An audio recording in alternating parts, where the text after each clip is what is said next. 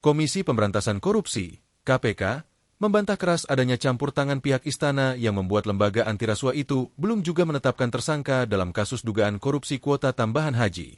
Juru bicara KPK, Budi Prasetyo, memastikan bahwa proses penyidikan masih berjalan murni berdasarkan prosedur hukum dan pendalaman alat bukti.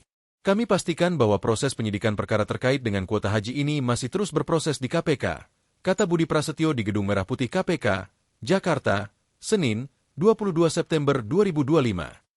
Bantahan ini sekaligus merespons informasi yang beredar pada akhir pekan lalu, yang menyebut adanya tekanan dari istana agar KPK menunda pengumuman tersangka dalam skandal yang diduga merugikan negara lebih dari 1 triliun rupiah ini. Budi menjelaskan, lamanya proses penetapan tersangka bukan disebabkan oleh tekanan eksternal, melainkan karena kompleksitas perkara yang sedang ditangani. KPK, menurutnya, masih terus memanggil dan memeriksa berbagai saksi untuk membuat konstruksi perkara menjadi terang benderang. KPK masih terus melakukan pemanggilan terhadap para saksi ataupun pihak-pihak lain yang diduga mengetahui konstruksi perkara ini, ujarnya. Pihak-pihak yang telah diperiksa berasal dari berbagai kalangan, mulai dari internal Kementerian Agama, Kemenag, Asosiasi Travel Haji, hingga Biro Perjalanan Swasta. Pemeriksaan difokuskan pada seluruh proses, dari hulu hingga hilir, termasuk mekanisme pengambilan kebijakan pembagian kuota tambahan hingga teknis pelaksanaannya di lapangan. Alasan dibalik lambatnya penetapan tersangka.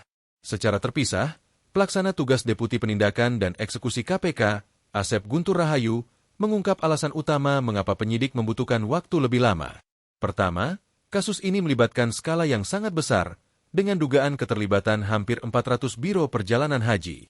Itu kan hampir 400 travel yang membuat ini, penanganan kasus, juga agak lama. Orang menjadi tidak sabaran. Kenapa nggak cepat diumumkan tersangka, kata Asep pada Jumat, 19 September 2025. Kedua, dan yang paling krusial, KPK saat ini sedang memburu sosok juru simpan atau pengepul utama aliran dana haram dari praktik korupsi ini. Lembaga anti rasuah tidak ingin gegabah menetapkan tersangka sebelum berhasil mengidentifikasi dan melacak aliran uang ke pengendali utama.